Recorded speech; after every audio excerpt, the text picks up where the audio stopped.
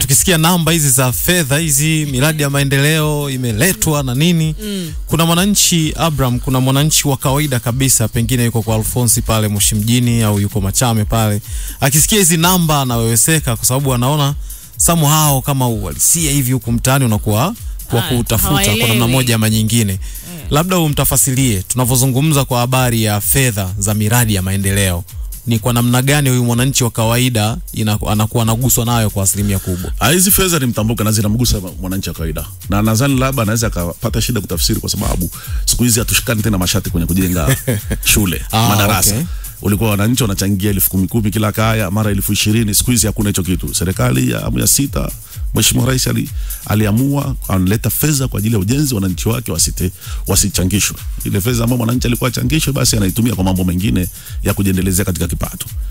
Lakini fedha hizi wanapoona zahanati zinajengwa, zinakarabatiwa, vituo vya afya, ndizo fedha hizi. Unapoona mradi wa maji, maji yamekuja, miradi ya maji inatekelezeka, ndio fedha hizi. Miradi ya umeme ndio fedha hizi. Miradi ya barabara ndio fedha hizi. Kwa hiyo fedha hii ni mtambuka, iko kwenye sekta mbalimbali.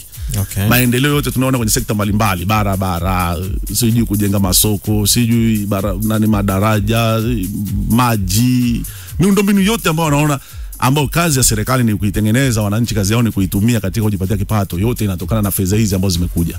Kwa hiyo kwenye vikao vyenu vile vya kamati za siasa mpaka sasa hivi maana siku zimeisha sasa, tayari mlango unafunguliwa kila mmoja, sasa mchakato mpya uanze. Mnaona yani mnaridhika kuona wabunge wenu wa majimbo yenu yote, madiwani wenu wamefanya vile ambavyo ilitakikana? Wamekuwa ni wakilishi wazuri na wamesemea wananchi wao vizuri, wamewasemea maeneo yao vizuri, na ndio maana nikakwambia, ukitaka kujua kwamba tulikuwa tuna wawakilishi wazuri na tulituma wawakilishi, Chama cha Mapinduzi kilituma wawakilishi wazuri, angalia namba ya pesa iliyokuja, alafu angalia miaka 20 nyuma. Bajeti iliyokuwa ina fedha zilikuwa zinakuja mkoa wa Kilimanjaro ni bilioni 200, 400, 500 kwa kipindi cha miaka 20, 30 nyuma huko. Hiyo ndio ilikuwa bajeti ya miaka 5 mizima. Lakini leo hii imekuja trilioni 1.4 na point. Maana yake ni kwamba tumetuma wawakilishi ambao wanachachu ya maendeleo, kila siku wanaibua miradi ambayo inatakiwa kwa ajili ya kwa manufaa ya wananchi. Pamoja na yote mazuri ambayo mmesema kwamba mmefanya na ilani imetekeleza na mipango mizuri inayokuja, lakini inaonekana kama kuna namna nyie kama Chama cha Mapinduzi, kuna namna kama mnazuia sana wapinzani wenu kujitanua, na hata pale ambapo wanaweka hoja za msingi, si kwenye no reforms na nini, mnawabeza na kuona kama hawana hoja zaidi tu ya maneno na kushindwa na vitu kama vile. Kuna namna kama mnatumia nguvu kubwa sana kuwazima, ili likoje? Sisi tutumie nguvu kubwa. Chama cha Mapinduzi ni chama ambacho kinaamini katika demokrasia, na tunafuata utaratibu na kanuni na sheria za Tume Huru ya Uchaguzi katika kwenda kwenye uchaguzi. Sasa tunapofuata zile kanuni na utaratibu, wao wanataka kutumia ule utii wetu wa sheria kama vile tunabebwa na serikali. Hapana, tunaheshimu katika misingi ya sheria. Wao ndo wanaipindisha sheria ili baadaye wakishughulikiwa waseme ni CCM inawashughulikia. Nachotaka kuwasini kitu kimoja tu, wafuate kanuni. Kwenye mchezo tunaingia, tuna kanuni na utaratibu. Hoja sasa ni kanuni za maadili, unataka kushiriki uchaguzi. Tujikite katika kuzingatia kufuata sheria. Sheria inapofanya kazi tusione tunaonewa. Hivi mheshimiwa, najua una ukurasa Instagram, wewe waje kufuata kule comment pale no reforms? Maana kuna hizo no reforms zimekuwa nyingi sana kwenye. Nilituma juzi clip yangu nikaiona no reform, na mimi kama andika kwa chini kazi na utu tunasonga mbele. Na Oktoba tunatiki. Kuna baadhi ya wananchi wamekuwa wakilalamika kwenye maeneo yao kwamba kuna viongozi ambao wamewachagua lakini hawajatekeleza zile ahadi ambazo waliwaahidi, na mpaka sasa hivi juzi tulikuwa tunazungumza hapa na baadhi ya wasikilizaji walituma message kusema kwamba, wengine kupiga simu kusema kwamba huku kwetu bwana tunatamani hata nyinyi wenyewe mngefika. Na ukiangalia eneo hilo kuna viongozi tena wa Chama cha Mapinduzi ambao wamechaguliwa. Sasa viongozi kama hawa ambao kwa namna moja ama nyingine inawezekana wanaleta taswira mbaya kwa chama, nyie kama chama huwa mna mpango gani nao labda kwa kipindi hiki ambako tunaelekea kwenye uchaguzi? Kwanza eleweke, nimekwambia kwamba tumekuwa na wawakilishi wazuri ambao wanaisemea wananchi wao. Ndio. Lakini ukumbuke hakuna kiongozi, diwani wala mbunge aliyoingia madarakani kwa kuahidi kwenda kufanya maendeleo kwa fedha zake binafsi. Ndio. Kazi yake ni kusema serikali ilete fedha. Yule ni mwakilishi tu wananchi. Hatuwezi wananchi wote kwa tunasema wote kwa pamoja, zitakuwa ni kelele. Kwa hiyo kama mwakilishi kazi yake ni kusemea, hapa tunataka daraja, hapa tunahitaji barabara, hapa tunahitaji maji. Sasa yule mwananchi jaribu kumsikiliza vizuri, ni katika eneo gani labda ambalo nadhani yule kiongozi wake amefeli. Kwa sababu unaweza ukashangaa shule kwenye kata yake zimejengwa, lakini maji yanapatikana, miundombinu ya afya iko vizuri, labda tu mvua zimenyesha kipindi hichi barabara ikapata changamoto kidogo, basi anasema mwakilishi wake afanye kazi vizuri. Na kati tunaona kabisa sababu ni mvua, na mvua hizi kweli zimeleta athari kubwa sana kwenye barabara nyingi. Lakini mheshimiwa rais wetu ni msikivu, alitoa karibu bilioni 30 kwa ajili ya kufanya kurepezi barabara, na hii najua ndio kero kubwa hasa kwa mkoa wetu wa Kilimanjaro ambao unakuwa na mvua nyingi sana. Kwa hiyo tujaribu kuangalia wananchi kabla ya kumhukumu kiongozi, tuone ni kitu gani, kwa sababu yuko mwingine labda ameenda tu kuomba mkopo wa halmashauri wa 10%, lakini hana sifa, akawa ameambiwa afanye 1 2 3, akaona kile nao ni kero. Yuko mwingine alienda kwa kiongozi wake kutaka mambo yake binafsi, kwa wakati huo yule kiongozi hana, bado yeye kwake anaiona ni kero. Lakini kiongozi ni mtu ni anaongoza jamii yote iliyomchagua. Kiongozi tuseme kwenye jamii ni mtambuka, anatumika na watu wote. Kwa hiyo kama ni matatizo binafsi inabidi ujue kwamba msaada sio haki yako. Kwa hiyo kuna uwezo wa kupata na kukosa, tukubaliane na yote. Lakini kama ni matatizo ya wananchi ni kusemea kwa sababu afanyi kwa fedha zake, ninaamini kabisa viongozi wengi wa Chama cha Mapinduzi wamefanya hivyo. Na sisi kama chama tunafuatilia, na ukiwa ni mzembe umelegea katika kutekeleza ilani, unatukosanisha na wananchi, na sisi kama chama tuna hatua za kuchukua. Huyu mwananchi ambaye anatusikiliza katika eneo lake, ni kitu gani kikubwa ambacho amekiona kimefanyika katika kipindi hiki cha miaka 4 kwenye eneo lake? Inawezekana kwenye kata pale, labda tuseme Mbokom, mradi gani ambao umeona, kuna shule mpya imejengwa au kuna chochote ambacho kimefanyika kipya ambacho kikuwepo? Wengi walitujibu walivyoweza kutujibu, kila mmoja kwa nafasi yake alisema. Kwa wewe kama mwenezi wa Chama cha Mapinduzi mkoa huu wa Kilimanjaro, unaweza kututajia angalau hata miradi 3 tu mikubwa ambayo unaiona hii haikuwepo kabisa Kilimanjaro na sasa hivi imekuja? Mimi labda nikwambie kitu kimoja kwanza. Lazima ujue katika hizi fedha ninazokuambia trilioni 1.4 imeenda kwenye miradi zaidi ya 2400 na kwa kuna miradi sasa hivi kwa 2800. Yote ni miradi ambayo ni miradi ambayo imetekelezwa hapa Kilimanjaro. Ziko Kilimanjaro. Ziko shule mpya. Sawa bana. Ziko shule za VETA kila wilaya. Kwanza kulikuwa hakuna hicho tu cha kwanza. Kwa hiyo kila wilaya sasa imepata shule za VETA. Kwa hicho kipindi cha serikali ya awamu ya 3. Sio kama unanielewa vizuri. Lakini ziko zahanati, viko vituo vya afya, na kila wilaya sasa hivi imepata hospitali ya wilaya, tena zenye vifaa vya kisasa mpaka CT scan. Kwa hiyo kuna mambo makubwa yamefanyika. Kinachotakiwa tu mwananchi anayesema, yuko mwananchi asubuhi yupo sokoni, saa 4 amerudi nyumbani. Asubuhi yuko kwenye mihangaiko ya kutafuta, saa 12 ameshatoka yuko dukani, saa 4 amerudi nyumbani. Hajui hata kama kuna shule mpya imejengwa kwenye eneo lake. Okay. Kwa hiyo ni vizuri tukatenga muda pamoja na ubize, lakini kipindi ambacho kuna vikao vya vijiji, vya vitongoji, tuhudhurie hata kimoja ili kujua nini kimeendelea kwenye maeneo yetu. Mimi yuko rafiki yangu mmoja, alishangaa siku moja alikuwa anaumwa, akaa nyumbani, na mimi nikawa nampigia simu kumpa pole, lakini akaniambia, ndugu yangu kwambie kitu, aisee, hongereni sana. Sikuwa najua hata kama kituo cha afya hapa kimeshakamilika. Sikuwa najua hata kama shule sasa hivi tumepewa shule nyingine mpya. Sikuwa najua kama miradi ya maji sasa imekuja kwa kasi. Sasa hivi maji nayapata kila siku. Kwa hiyo unakuta kwamba kuna ubize unasababisha mwananchi kutokujua yale yanayoendelea kwenye maeneo yake. Kwa hiyo ni vizuri basi hata kama tunashindwa, tuna ubize wa kazi kwa sababu tunatafuta riziki, tu tunauliza basi, tu na utaratibu tu kwa namba za mwenyekiti wa kijiji wa kitongoji wa mtaa kupata tu taarifa, ili tukati tunazungumza tu unaweza kunazungumza kwangu kijafanyika kitu, kumbe unaamka asubuhi unaenda kazini unarudi saa 3 usiku, asubuhi saa 3 usiku kwako kuna shule imeshajengwa mpya, kwako kuna zahanati imejengwa mpya, kwako kuna kituo cha afya kimejengwa, kwako kuna barabara tayari iko kwenye mchakato wa lami, kwako kuna huduma ya maji imekuja sasa kubwa kabisa. Wewe ukija tu ile jioni kupata ya kuoga, unajua ni maji bado ni vile, kumbe tayari swala la maji limeshatatuliwa.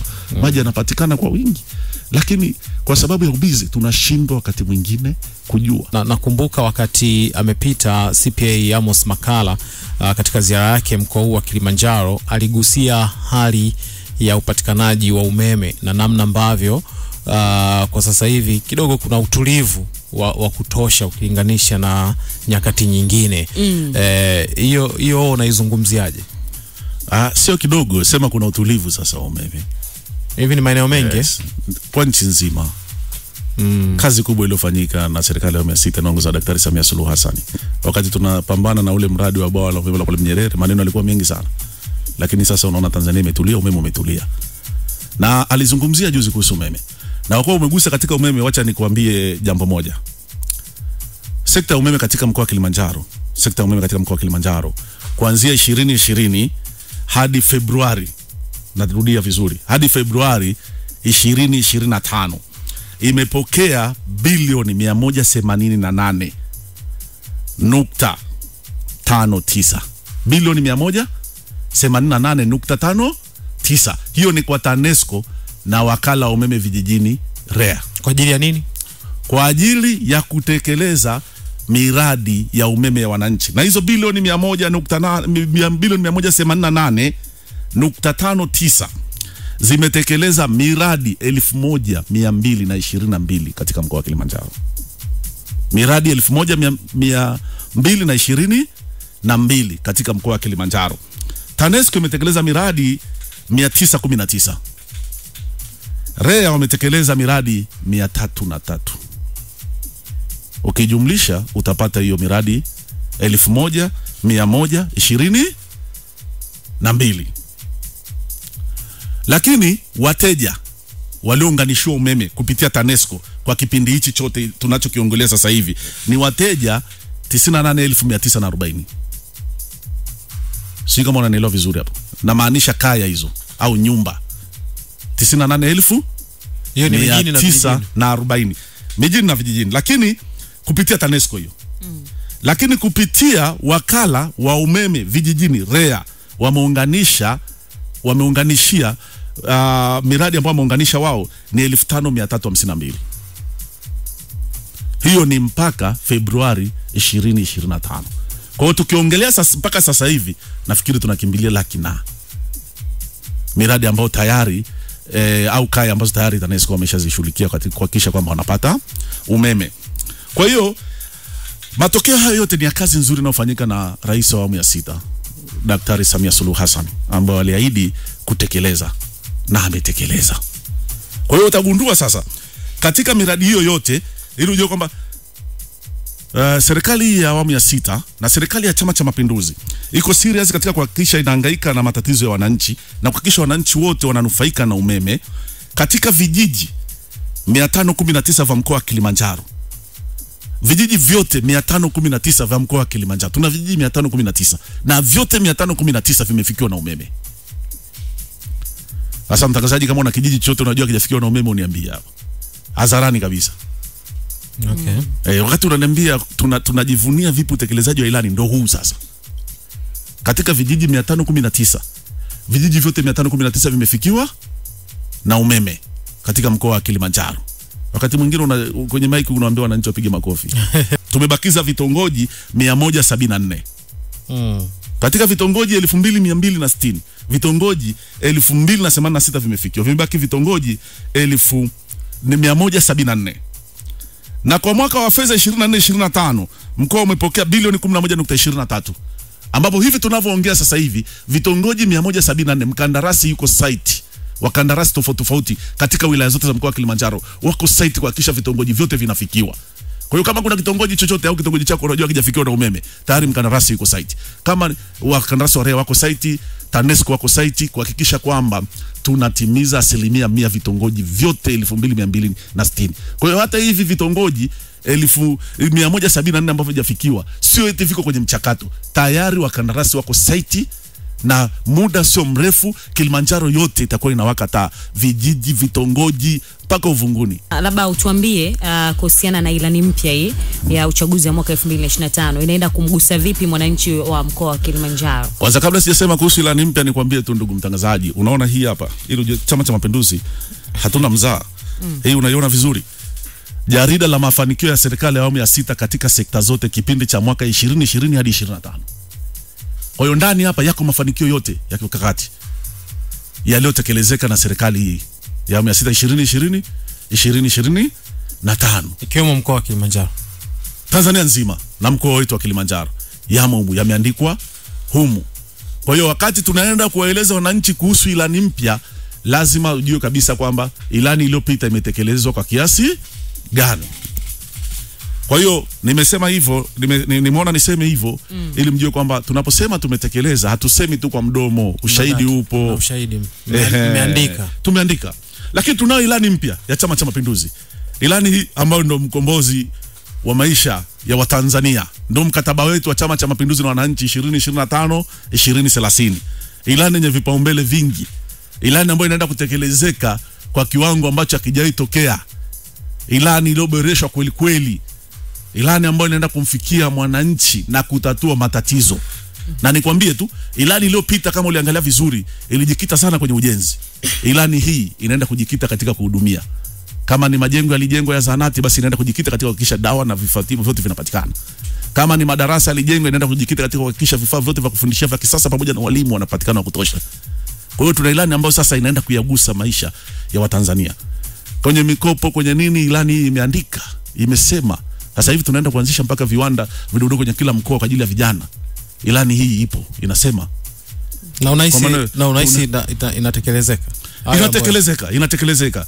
Unaweza kuandika vitu alafu no. Ndio furaha. Utekelezaji mpango sio matumizi. Inatekelezeka kwa sababu ukiangalia vizuri katika ilani hii mambo mengi. Kwanza, serikali hii ya awamu ya 6 haina mchezo katika kutekeleza ilani. Kumbuka ilani iliyopita ambayo ilikuwa ni ya serikali ya awamu ya 5, serikali ya awamu ya 6 ilikuta hapo mwanzoni pale baada ya kutokea kifo cha hayati Magufuli. Lakini unaona jinsi Mheshimiwa Rais alivyotekeleza ile miradi ya kimkakati. Watu walisema kwa mfano reli ya mwendokasi haitaendelea, bwawa la Mwalimu Nyerere, yote sasa hivi inafanya kazi na tunavitumia wote.